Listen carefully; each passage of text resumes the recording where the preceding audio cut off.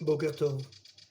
Ce matin, en étudiant la Daf Yomi, nous avons vu plusieurs fois apparaître l'expression Ve Anshe Yericho Ayunoagim Karvekar, ce qui veut dire et les gens de Jéricho, les Juifs de Jéricho, avaient l'habitude de faire telle ou telle action ou tel minag. Et j'étais un peu étonné. D'habitude, pour le commun des mortels, les références juives de Jéricho relèvent davantage du Tanakh, de la Bible, que de l'époque talmudique. On se rappelle bien sûr la conquête de Josué, la conquête de la ville de Jéricho par Josué. On se rappelle aussi la malédiction de Josué, qui annonce que celui qui reconstruira la ville de Jéricho, alors tous ses enfants, lo alenu, s'en iront. Et on se rappelle aussi que durant le règne du roi Achav, à l'époque de Eliyahu Hanavi, du prophète Élie, un des ministres du roi prend sur lui la responsabilité de reconstruire la ville de Jéricho, et malheureusement la malédiction va s'exercer sur ses enfants.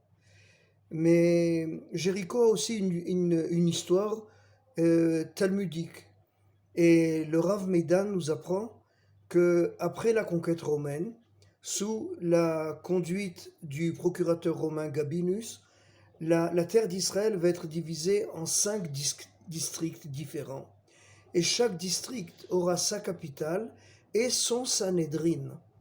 Et le Rav Meidan continue à nous dire que le grand sage d'Israël qui va vivre à Jéricho, c'est tout simplement Hillel, le grand Hillel, le maître du Sanhédrin, le Nassi à Sanhédrin, qui va donner naissance à toute une shoshelet, à une dynastie de chefs du Sanhédrin. Mais la ville de Jéricho continue à vivre une vie juive, continue à connaître une vie juive, et on se rappelle que durant la période byzantine, on a retrouvé la mosaïque d'une magnifique synagogue qui a pour titre Shalom à l'Israël, en hébreu, écrit avec des lettres hébraïques, et bien sûr des tas de motifs juifs classiques à cette époque-là, un chauffard, une menorah, et le sacrifice d'Isaac, des motifs de mosaïque qu'on retrouve encore dans d'autres synagogues en Galilée et ailleurs à cette même époque byzantine. Mais la ville de Jéricho va être connue aussi à l'époque du roi Hérode. Et à l'époque du roi Hérode, à l'époque des rois hasmonéens, les Hashmonaïm, Jéricho va être une capitale d'hiver des rois d'Israël. Vous savez qu'à Jérusalem, l'hiver est très rigoureux, et très souvent, les rois d'Israël, en tout cas à l'époque du Second Temple, à l'époque des Hasmonéens, et le roi Hérode va continuer dans cette tradition, les rois d'Israël vont passer l'hiver à Jéricho. Jéricho, le climat est beaucoup plus clément, le climat est beaucoup plus agréable, et c'est aussi à Jéricho que le roi Hérode va faire assassiner Aristobulus, le deuxième du nom, un prince hasmonéen. Il va le faire assassiner dans la piscine du palais. Et de ce fait-là, donc, en ayant assassiné le dernier rejeton hasmonéen, Hérode va pouvoir régner de manière totale sur le peuple d'Israël. Mais Jéricho a encore une histoire juive qui continue. Et on retrouve Jéricho à l'époque de Moshe Salomon. Oui, le fameux Yoel Moshe Salomon, auquel le chanteur Shalom Chanor a dédié une très très belle chanson.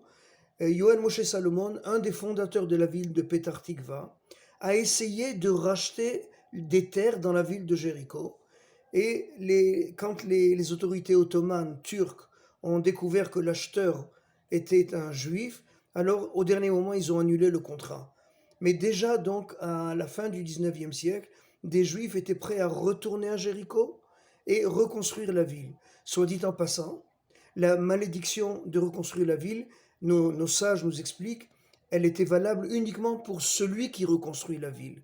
Donc, Yechiel ben Haeli, Bet Haeli, qui a reconstruit la ville, a subi la malédiction, mais cette malédiction maintenant n'a plus d'effet. C'est-à-dire que selon la halakha, nous pouvons retourner habiter à Jéricho.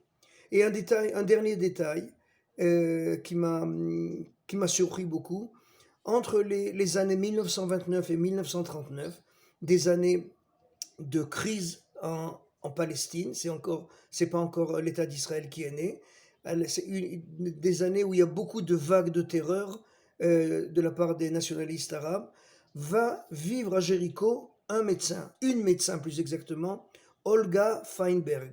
Et Olga Feinberg, elle va tomber amoureuse du paysage de Jéricho, elle va tomber amoureuse de la terre de Jéricho, qui est une des terres les plus fertiles au monde, et elle va s'installer. Elle va être la seule juive qui va habiter à Jéricho, et les notables arabes la supplient de rester à Jéricho, parce que c'est un bon médecin, c'est un excellent médecin, et elle avait parmi sa clientèle le roi Farouk d'Égypte, qui chaque fois qu'il venait dans la région, il passait et il était invité à résider quelques jours dans sa maison, et aussi le roi Abdallah de Jordanie. Et malheureusement, après ce qu'on appelle la grande révolte arabe, ou les émeutes de 1936 à 1939, les Arabes vont venir brûler sa maison, alors qu'elle a sauvé tellement de vies humaines dans cette région de Jéricho, et elle va donc quitter cette région qu'elle aimait tellement. Et récemment, je viens de vérifier maintenant avec mon ami Yves Azout, et pour finir sur un Ilou Nishmat, notre ami Jacques Kupfer qui s'en est allé cette semaine. Alors nos amis de Israel is Forever, sous la conduite de Jacques Kupfer, je crois il y a 2 ans déjà, ont organisé un pèlerinage dans la ville de Jéricho et sont venus prier dans le site de l'ancienne synagogue de Shalom à l'Israël, cette synagogue de l'époque byzantine. Shabbat Shalom.